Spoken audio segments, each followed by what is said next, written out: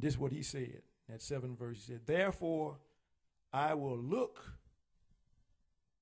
unto the Lord. I will wait for the God of my salvation. My God will hear me. Another example. You ever been to a restaurant and you've been served, but you want to get something else? Maybe you want to get a refill on your soda pop or your tea or whatever. And you're trying to get the waiter's attention, but the waiter's not paying no attention to you. And you're going, so, excuse me. And the waiter just keeps on walking by. But in this case, God is saying, when you're saying, Lord, what can I do for you? A good waiter going to stop. Even if they're getting ready to serve somebody else, they're going to stop and say, let me serve this, and I'll be right back with you. A bad one just going to look and just going to walk by. And 5 minutes later, they still, and if anything, they're going to go way out of the way because they don't want to come back to you. Why? Because they figure you probably may not tip them. You ever been in a situation like that? I don't think I'm going to get nothing from them, so they avoid you. You call God. He's not going to avoid you. When you're a waiter and you serve, he's going to come right to you. That what it is. My God hears me. When I call my waiter, when this waiter calls to the waiter on high, he responds. That means he watches. And because he watches, I watch. Remember what those old folks used to always say? Now, the deacon might remember this. The old folks always used to say this. Say, children, make sure you watch and wait. And they would say, well, watch at the gate. And I used to remember, that for a while they put the little gate, someone would put the little door at the crossway, which was the gate.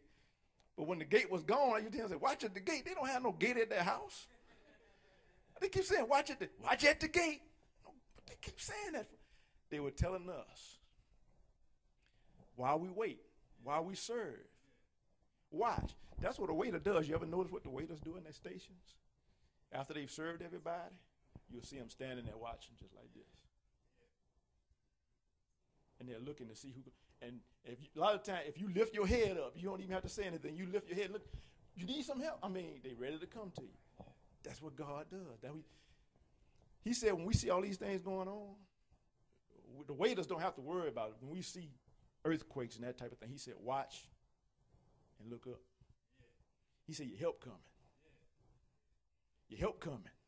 So don't you worry about it. Your help coming. When you see that happening, don't do this. Do this.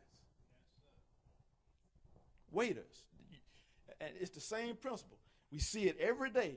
When you see them, a waiter will stand there and watch the people that they're serving to see if they need something.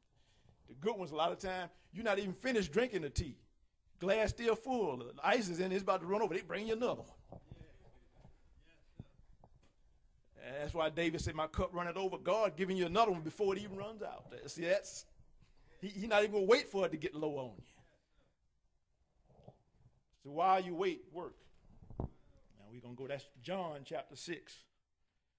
John chapter 6.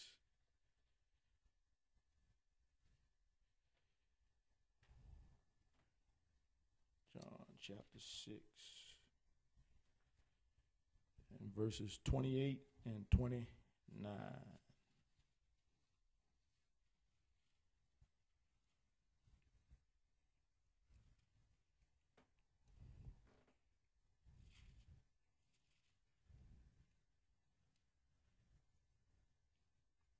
John chapter 6,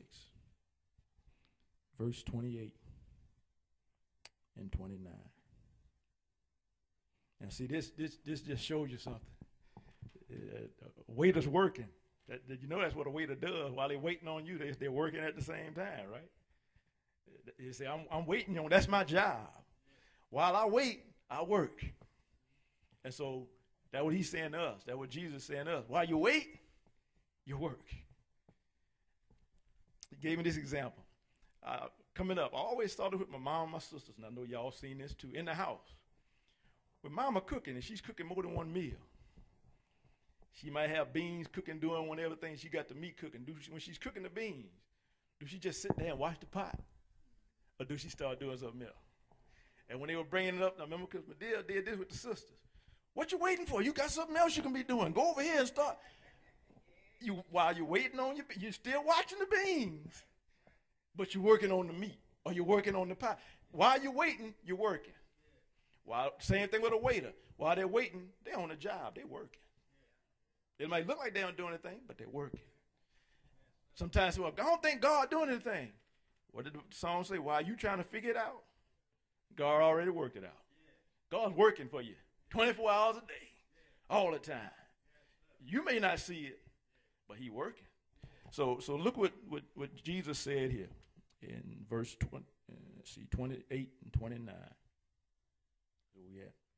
He said, then said they unto him, what shall we do that we might work the works of God?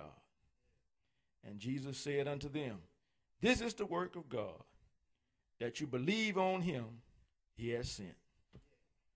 A lot of folks will start saying, well, you got to work. That's true. You got to work in the church.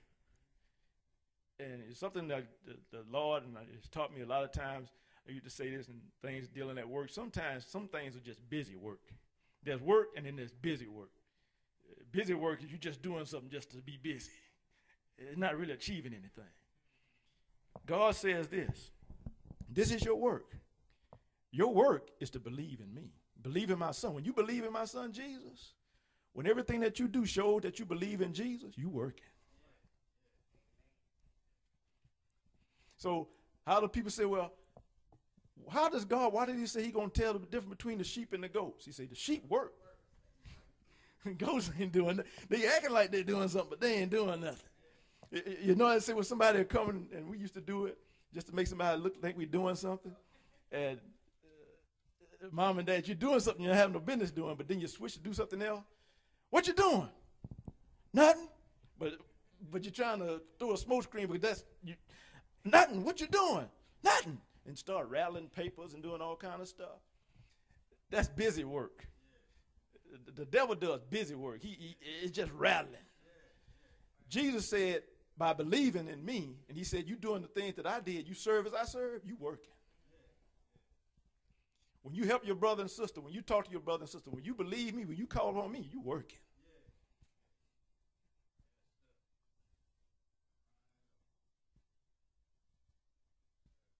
While you wait, word. Turn to Deuteronomy chapter 8. He said, while you're waiting, word. I know they say, well, this sound like, what is it? Cameo? You talking about cameo? What you mean, while you're working? Word, word. And we would say that, word, word up, word up. God says, while you wait, word. Simple as that. Deuteronomy chapter 8.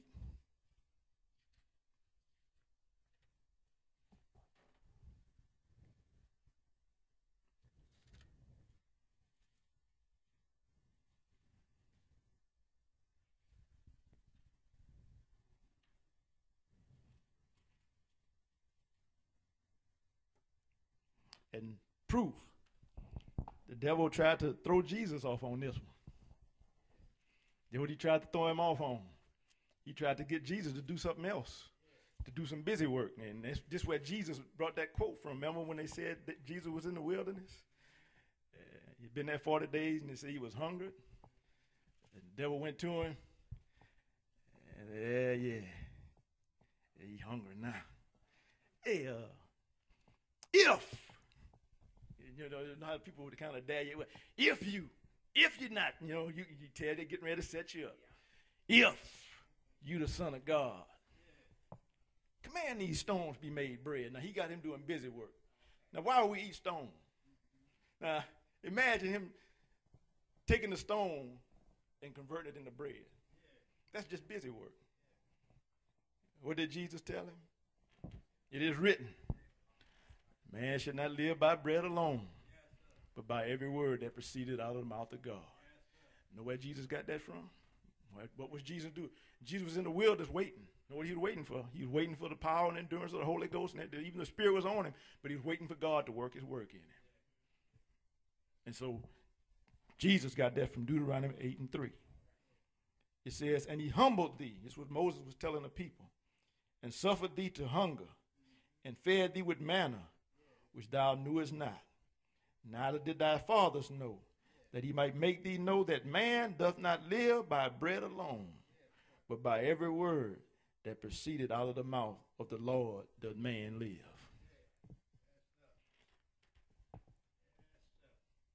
And that's why Jesus said, I'm the living bread. You want to live while you wait? Word. Word. And what he always tell the prophets, you notice we always deal with the prophets, even Isaiah and a lot of other ones. He would give them a scroll which had the words of God on it. And guess what they did? He said, eat the scroll. Now, y'all remember what it was like when you tried to eat paper.